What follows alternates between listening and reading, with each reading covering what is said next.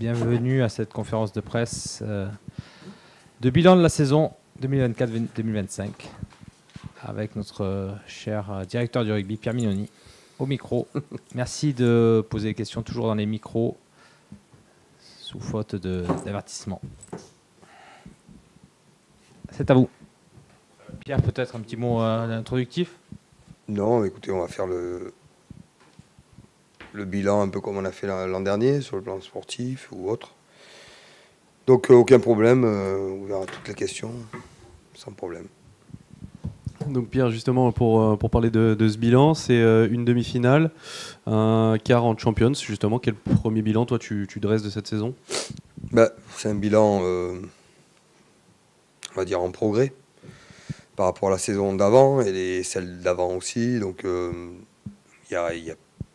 il y a des choses très positives là-dedans. Maintenant, je vous avoue qu'on voulait, on espérait en tout cas aller plus loin, hein, forcément. Quand tu finis dans les 3-4 premiers, tu as toujours l'ambition d'aller au bout. Et malheureusement, cette année, c'est pas pour nous. Donc on va regarder la finale à la télé. C'est toujours un peu difficile. Voilà. Mais bilan, bien sûr, si vous voulez, je prends un peu quelques chiffres sur le plan sportif. Donc on finit 3e de la compétition. Ce qui est intéressant, c'est sur les bonus un petit peu à domicile. On a pris 8 bonus offensifs, ce qui est bien mieux que la saison dernière. Ça veut dire qu'on a été plutôt très offensif, peut-être pas assez à l'extérieur en tout cas, mais on l'a fait à domicile. À l'extérieur, on a pris 5 points de bonus défensifs. Ça paraît peu, mais on est les 4e là-dessus, les premiers sur le côté offensif. On a gagné 3 fois à l'extérieur, je parle que du top 14, bien sûr. On est la 3e meilleure attaque sur les points marqués. On est la 4e défense sur les essais, la 2e défense sur les points encaissés. Donc il y a des choses plutôt positives qui montrent qu'on n'est pas 3e pour rien. Une fois qu'on a dit tout ça, on est quand même sur des choses un peu paradoxales. Sur les plaquages réussis, on est 9e. Donc c'est des choses auxquelles il faut qu'on progresse, notamment c'est des axes de progrès. Sur les plaquages réussis, ça veut dire que derrière, si on a une bonne défense par moment, c'est qu'on a rattrapé certainement des coups. Ça montre un état d'esprit aussi. Mais j'ai envie qu'on soit un peu plus solide sur l'homme. On a manqué certainement d'efficacité. Au niveau de la conquête, on est sur la mêlée, on fait partie des premiers. On est les premiers. Sur la touche, on est 7e, donc c'est encore un axe à améliorer aussi, bien sûr. Voilà. Après, on est l'équipe, paradoxalement, qui a tout ce qui est mètres parcourus, franchissement, etc. On est plutôt mauvais élèves, on est plutôt 13e sur ça, 10e, 9e. Sur l'équipe qui porte le plus le ballon, on est 9e par exemple. Donc vous voyez, il y a un petit peu un décalage entre forcément notre meilleure attaque qui est dans les 2 premières et aussi vous voyez, les axes de progrès qu'on a à faire entre l'équilibre, certainement parce qu'on tape beaucoup de ballons aussi. Donc je trouve qu'on a une réflexion, en tout cas le staff, pour être très honnête, on a une réflexion un petit peu sur ça. Comment on peut passer dans les premiers, grâce aussi peut-être à ce manque pour l'instant qu'on a, en tout cas de cette philosophie qu'on a, essayer d'équilibrer un petit peu ça. Voilà, sur la discipline, pour terminer un peu sur les stats, on est 5e. J'espère que la saison prochaine, on passera dans les 4 premiers. C'est important d'être discipliné. Je pense qu'on paye un peu notre début de saison. Souvenez-vous qui a été un peu plus difficile. On en avait parlé, première partie de saison notamment. Donc j'étais pas très content là-dessus. On a bien rectifié, il me semble, sur la dernière partie de saison, enfin la 2e et la dernière partie de saison. Tu l'as dit, on va regarder la finale à la télé. Qu'est-ce qui sépare aujourd'hui Toulon de ces 2 premières équipes? Qu'est-ce qui vous a manqué par rapport à Toulouse et Bordeaux? Non, mais il faut reconnaître que, à l'image un peu du classement, on est derrière ces deux clubs aujourd'hui. Ces 2 clubs qui ont peut-être certainement un peu d'avance dans beaucoup de choses. Donc, bien sûr, on les regarde parce qu'ils sont devant nous, mais ce qui est important, c'est de se regarder nous. Qu'est-ce qu'on doit améliorer dans notre fonctionnement, bien sûr, d'attaque, de défense, de tout ce que je viens de dire. Mais pas que. Je parle aussi de fonctionnement du club. On voit qu'il y a des choses aussi qui progressent dans notre club. Les moins de 14, ils ont été champions. Vous savez les résultats des jeunes catégories de jeunes. Pour moi, c'est important. Ça veut dire qu'il y a une dynamique. Au niveau des espoirs aussi, jusqu'aux espoirs, pardon, avec le programme RCT Passion et tout, il y a une dynamique qui se met en place. Maintenant, il faut la nourrir, il faut l'accélérer, il faut qu'on rattrape certainement un petit peu notre retard que j'avais dit qu'on a encore, mais en tout cas qui est sur la bonne voie pour les années qui viennent. Au niveau, Pierre, de l'aspect mental, tu disais que dans l'appréhension des grands matchs, est-ce que tu regrettes encore un peu que vous n'ayez pas su passer plus le cap plus rapidement, ou tu penses que ça fait partie d'un processus? Oui, mais quand je parle de passer le cap mental, forcément, c'est l'expérience commune de jouer des matchs comme ça, mais l'expérience aussi individuelle. Et forcément, si tu as des postes clés qui passent à côté, ça te met en difficulté l'équipe, hein. Donc, il faut qu'on soit, je le répète, beaucoup plus présent sur ces matchs-là. C'est ce qu'on a fait maintenant depuis 2 ans. Même la première année avec on va dire la finale de Challenge, qui était pour moi le seul match, on va dire, de la saison qui compte dans ces matchs de phase finale. Mais après, il y a eu le barrage, je ne vais pas répéter, la saison dernière, le quart de finale de Coupe d'Europe cette année.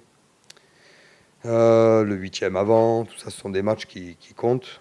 Et bien sûr, notre barrage à domicile, donc ça commence à augmenter sur l'expérience commune. Et on l'a vu que cette équipe, par notre barrage, on l'a pas loupé, quoi. On l'a pas loupé, on a été là, on a été présent. Voilà. Par contre, je nous ai trouvé, au-delà du contenu, etc., c'est vrai, pas assez présent sur la demi-finale. Donc ça montre encore tout le travail qu'on a à faire. Il y a quoi, un stress de l'enjeu aussi, peut-être Honnêtement, je ne l'ai pas senti durant la semaine, mais c'est plus voilà, jouer, être nous-mêmes, quoi. Je ne nous ai pas trouvé nous-mêmes sur le match, ça n'enlève rien la victoire de Bordeaux qui est méritée, mais je ne nous ai pas trouvé nous-mêmes sur le match de la demi-finale parce que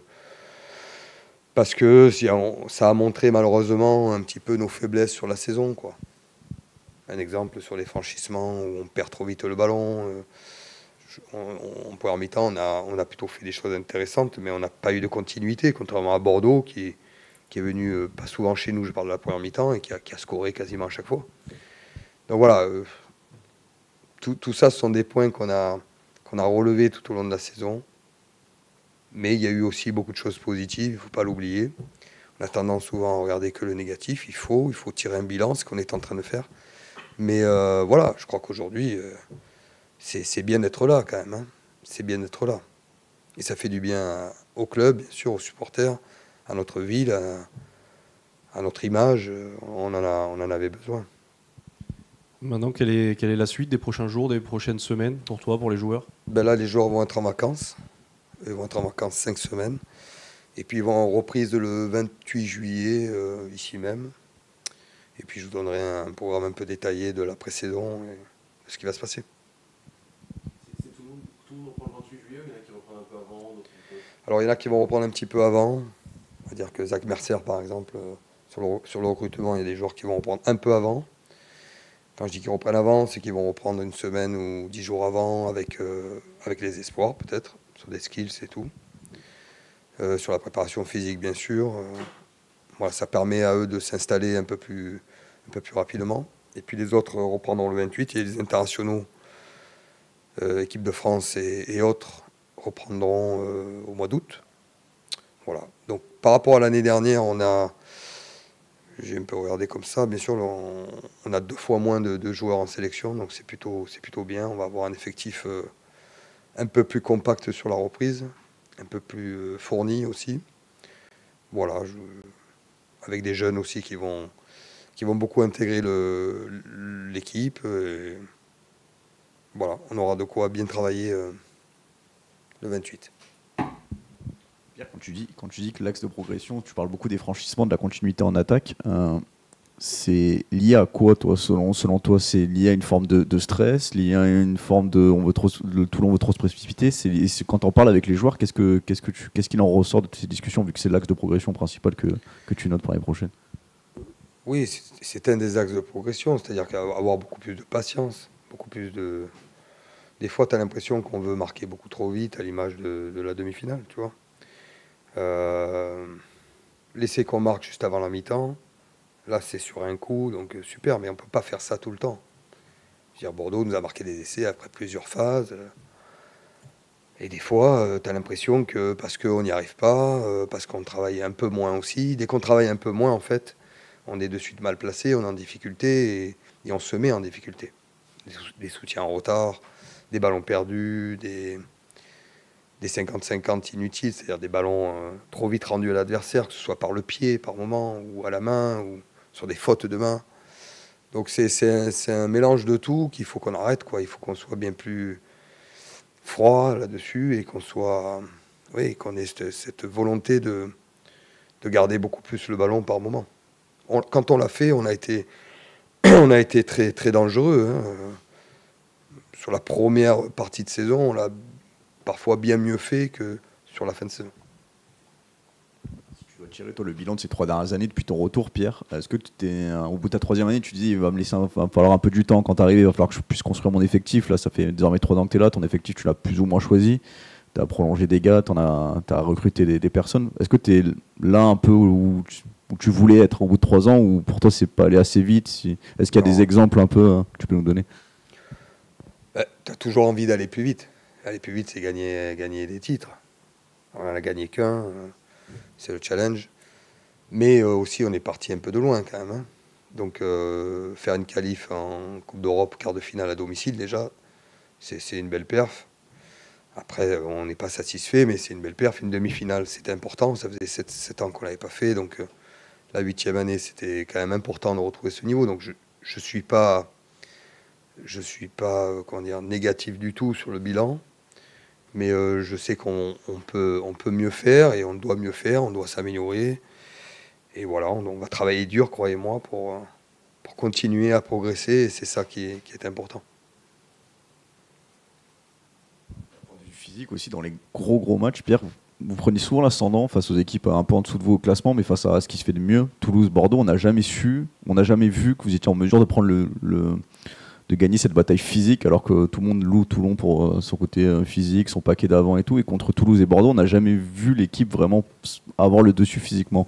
Comment toi tu l'expliques? Tu dis il faut travailler encore plus fort, il faut encore plus bouger. Oui. Comment toi tu l'analyses? Parce que je pense que physiquement, déjà, il ne faut pas se croire 10 fois supérieur aux autres. Ça, c'est vous qui le dites. Moi, je sais qu'on a des points forts et aussi des points améliorés auxquels physiquement, je ne me prends pas à ce qu'on soit 2 fois supérieur à Bordeaux et encore moins à Toulouse, quoi. Donc il faut avoir de l'humilité. Je crois qu'on est capable d'avoir une mêlée, je vous l'ai dit, qui peut être en tout cas dominatrice ou jeu égal.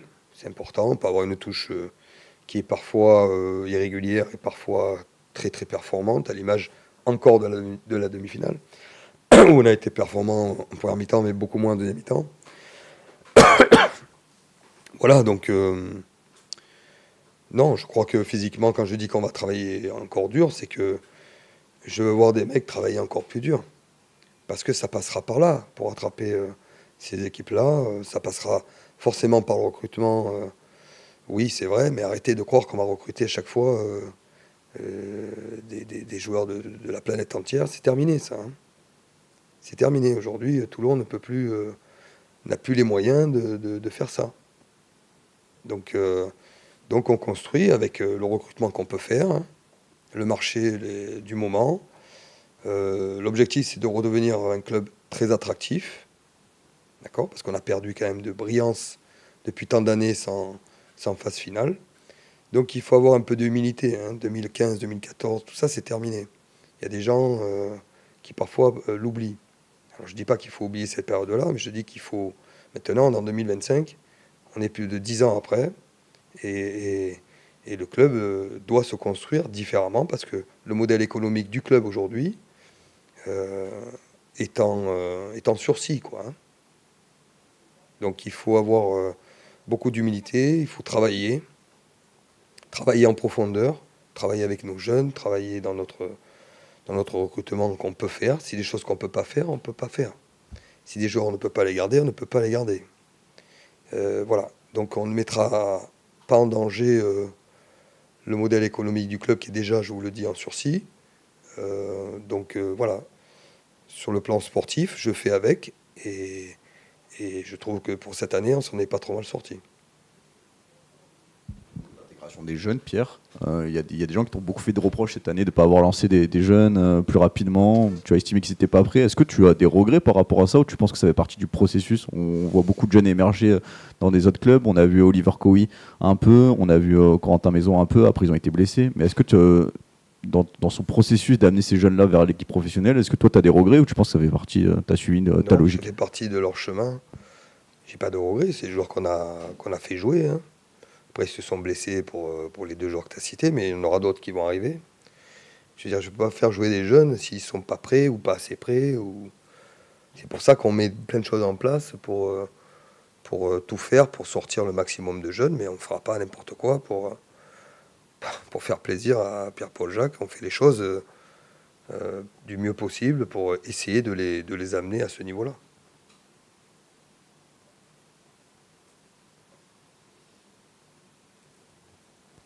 C'est bon? On a terminé? Merci. Allez. Merci à vous pour l'année, pour votre travail, votre entente. C'est important. Merci.